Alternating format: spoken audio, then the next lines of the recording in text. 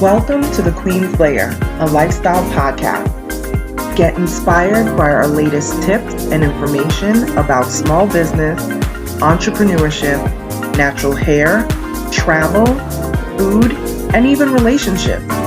Stay tuned for another great episode. I am your host, Renee Patrice.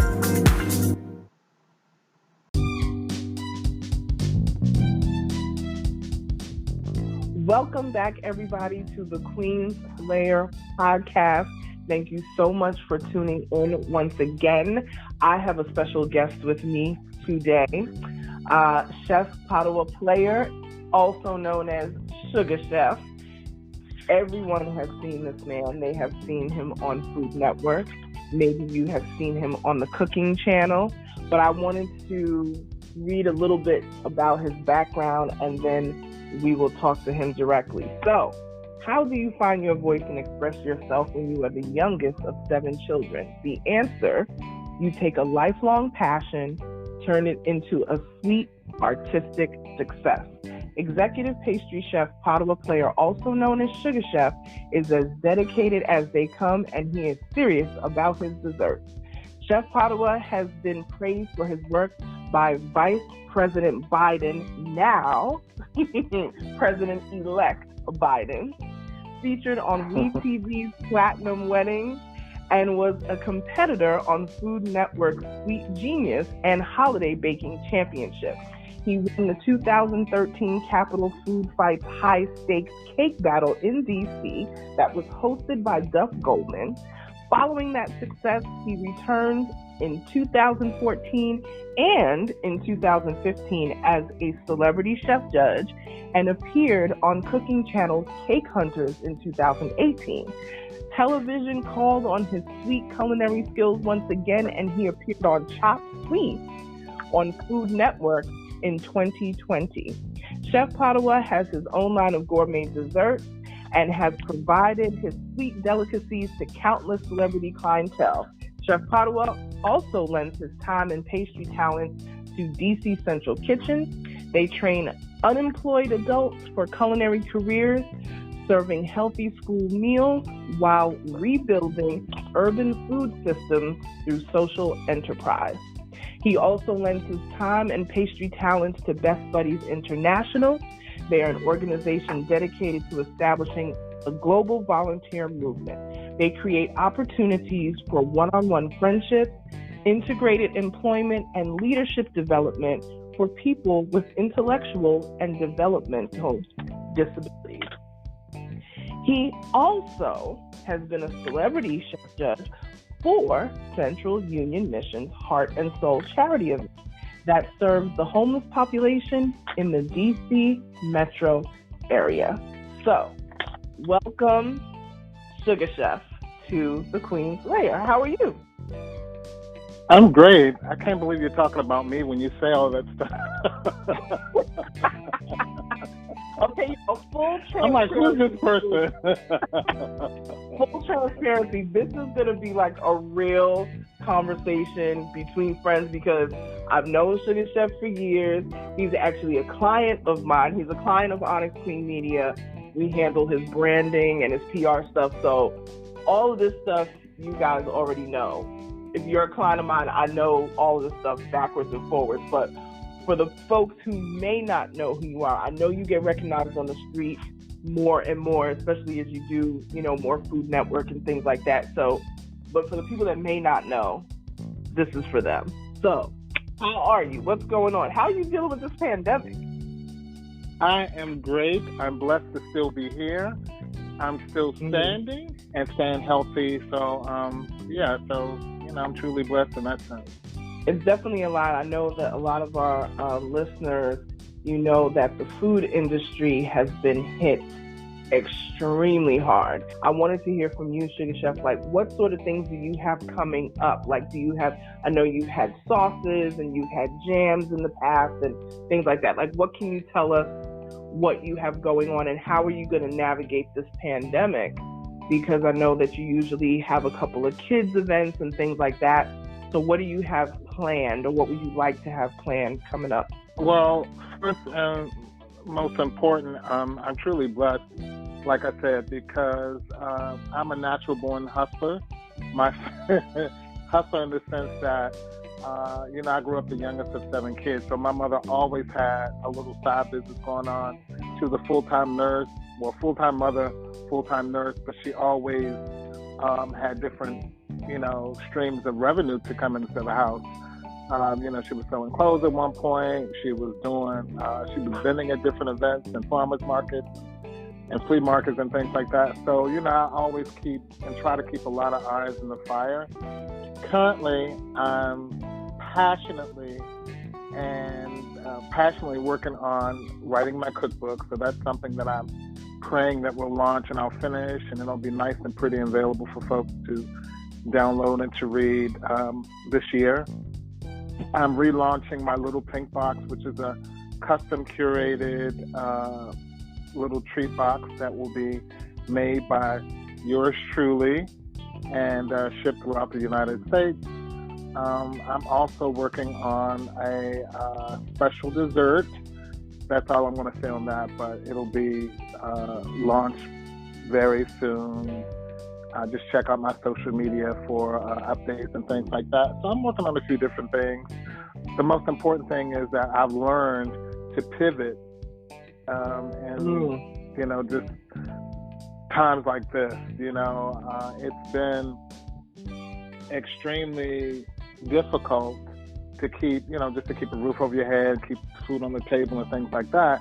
But with hard work and with passion, you just kind of learn how to do things in a different way, but also make your product accessible for folks to buy, to purchase safely.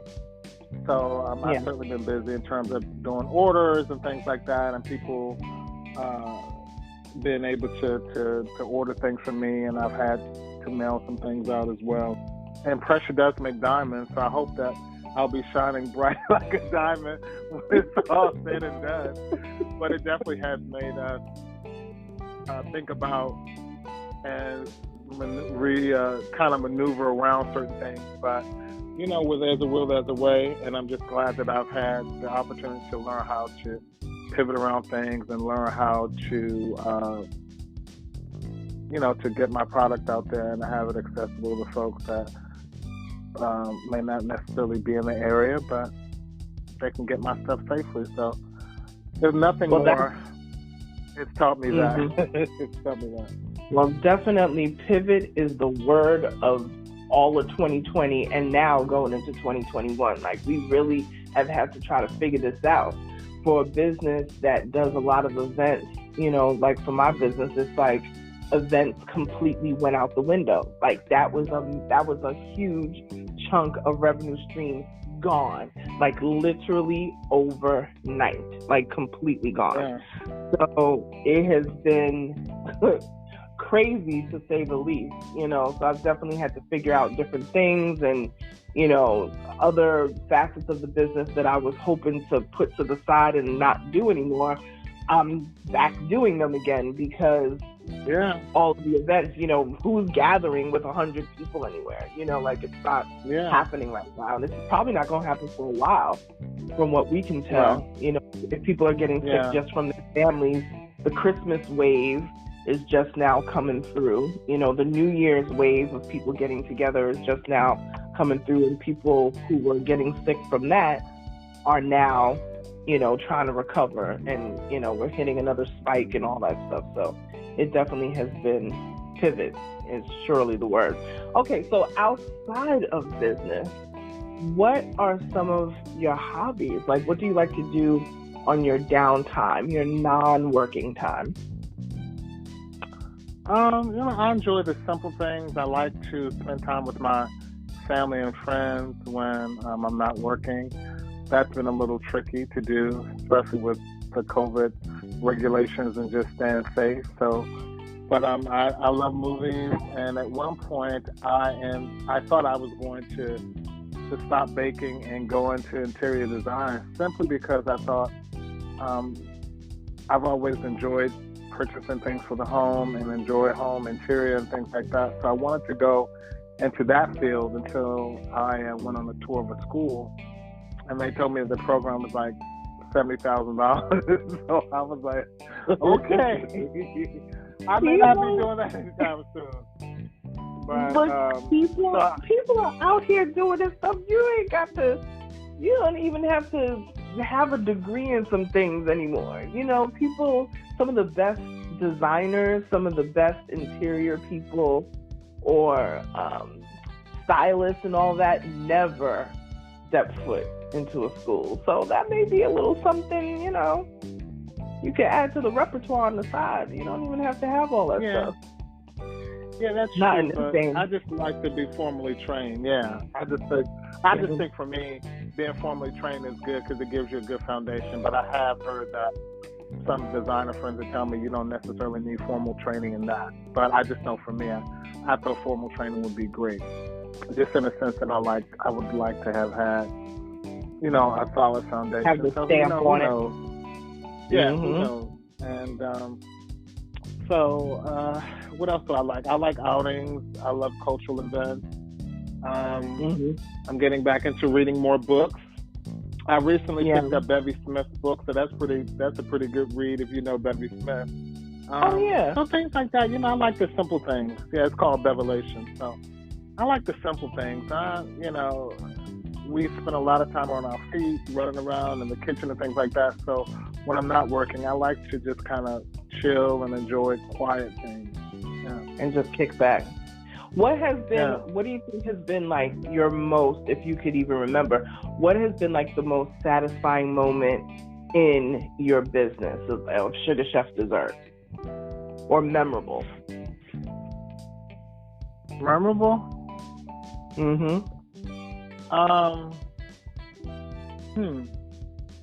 Okay. It wasn't necessarily my business, it was just personally.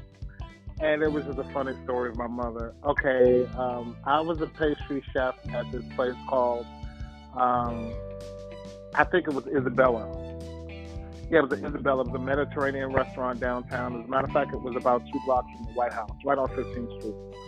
Okay. And I was a pastry chef there. And, you know, when your new restaurant opens up, you start out with this, like, I think I had maybe 6 or 7 desserts on the menu. So a few of the desserts, you know, I wasn't necessarily feeling strongly about, but I wanted to change them out. But of course, the chef wouldn't let me change the desserts out.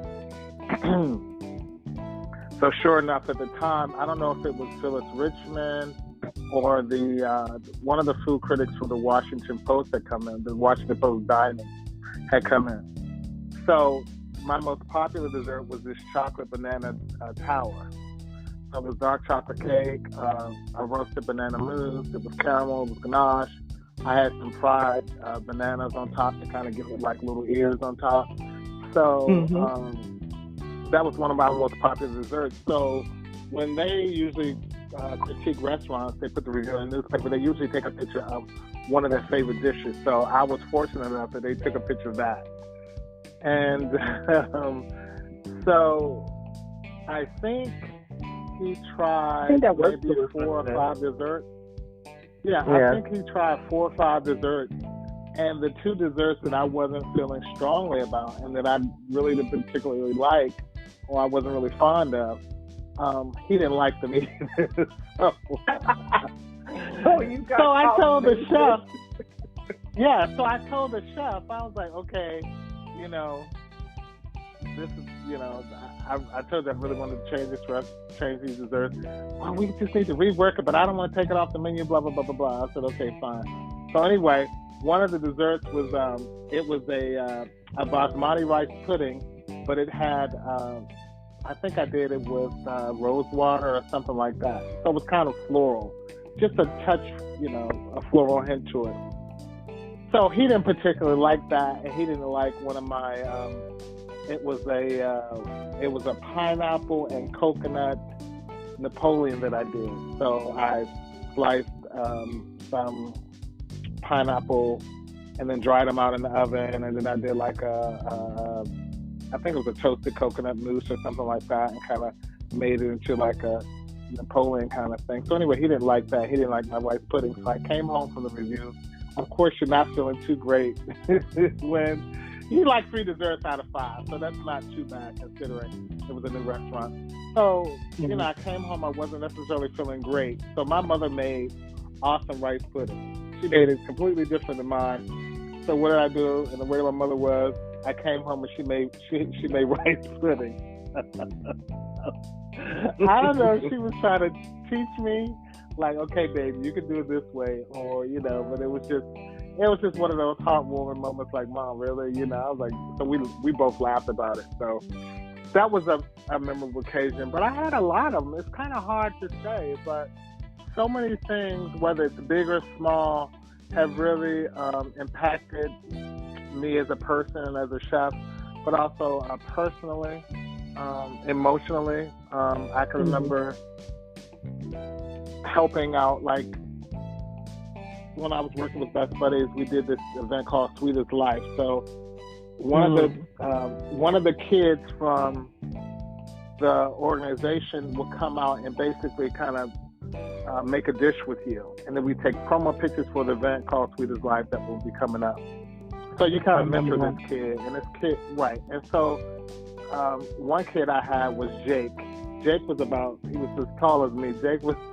He was a high school. This is a great kid. He was probably like 16. I remember him. Like 6'4", 6'5", yeah. Jake was a great kid. It was great working with him, and also a huge success story for Best Buddies was Madison. Madison, I think, I think she's in her last year of George Mason, if I'm not mistaken. I follow her on Instagram, and she was just a joy to work with as well. Yeah, Madison was doing very well. She was very. She really was the one that went on television with you. You did a television segment with her. I remember that. Yeah. Jake. I did one with Jake too. And Jake did too. Yeah. Right. So that was great. And then, my aunt founded a community center in Southeast called Children of Mine, who's now well over 30 years of existence in the D.C. Ward 8 area in historic Anacostia. I did a fundraising event over there, so that was great. So I've had a lot of, highlights in my career, and hopefully I'll continue to have even more. But yeah, things like that is just really, you touch people when you really don't think you do with what you do. Because I'm the kind of person that, I'm just a chef, but you don't realize the impact or who's watching you or who admires you. You just don't know until you get. You may get an email, or you may get somebody put you into your DM and say, hey, I saw you, blah, blah, blah, blah, blah, and I really like, what you did, or I want to try this. So things like that really make me feel good and really kind of keeps my feet planted on the ground that I'm really doing what I was put on this earth to do, and also what I'm passionate about. So it's great when people appreciate your work. Yeah. Definitely. What has been like a memorable celebrity that you may have done a cake for? Now, you have so many. I can choose ones that I thought were really memorable, but what's like a really memorable one to you? One in particular was, okay. It's a bit of a long story. So I'm a huge Jody Watley fan. So yeah, I can remember one time, I think when he's not lying. So but y'all actually became friends, which is cool. So you got a friendship out of it too. Well, listen. I can remember at one time she had just come to D.C. when her Larger Than Life album came out, and she was playing at the Carter Barron. I don't know if anyone knows the Carter Barron, but Carter Barron is like an outdoor amphitheater in the northwest part of up the there city. on 16th Street. Mm-hmm. Yeah, it's like in a residential area. So yep. My son lives right down the block. Yep. Yeah. So at the time, I'm trying to figure out how did I know that she was staying in DuPont Circle. So anyway, it's a true fan moment. I don't know if I've ever told her this story. So I found out that she was staying at this place in DuPont Circle. So I basically kind of hung out at the hotel like all day. So I found out she was there, and so I went up a block from the hotel and just I said, well, let me get lunch, because I was sitting down in the lobby by the elevators. I'm like, okay, well, these are only elevators. I'm sure they're going to have to get off the elevator. So I sat there and chill by the elevator. And then I was like, okay, let me go get something to eat. So I ended up going to another restaurant that was like half a block up. So I'm in there eating lunch or whatever I was eating. And in walked some of the members of her band. And the only reason why I remember these people was because they were in her video. And so anyway, of course, I found out and I ran up to them and was like, hey, you heard of that? Oh, yeah, this and that. Okay, fine. Anyway, I go back to the hotel. So then I you were like camping out. I was camping out. So I actually went upstairs and knocked on the door. Anyway, came back down. That was wrong with one of her band people. So anyway, hours later, just before the concert, she comes off the elevator. Now, whoever's mad, she may seem really tall on TV and videos and stuff like that, but she's not really tall. She's like an average sized woman in the sense that she's probably like, I want to say like 5'6", 5'7". So of course, I'm 6'3" and I'm a big guy, so I'm towering over her. But I'll never forget what she had on.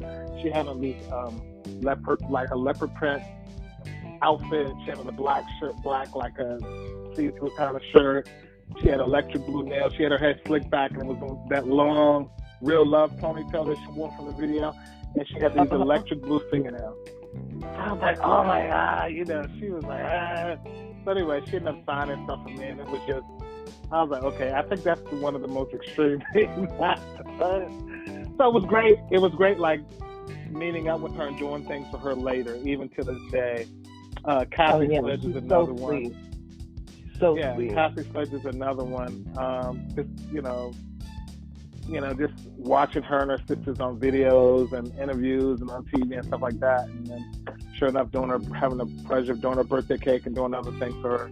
So, and there are people, they're the type of celebrities that, and I don't even know if they like being called celebrities, but that's what they are. They're the type of celebrities, or I would say public figures, that they feel honored that you want to be in their presence. Like there's some celebrities, who shall stay nameless, but that, well, you should be honored to be in my presence. And these folks in particular are the type that, oh my gosh, thank you so much for like coming to my show. They're very and gracious. Appreciating. They're so gracious.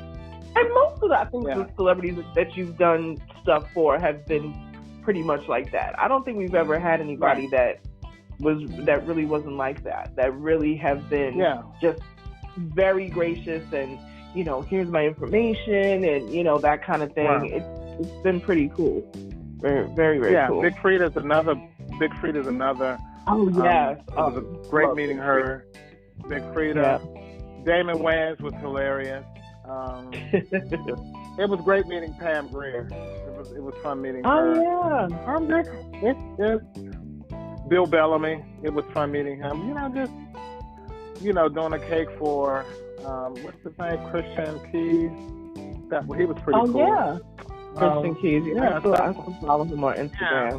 He's doing a lot of stuff. Yeah. Actually, a lot of stuff right now. I think Jody Watley, Kathy Sledge, of course, those are my top ones.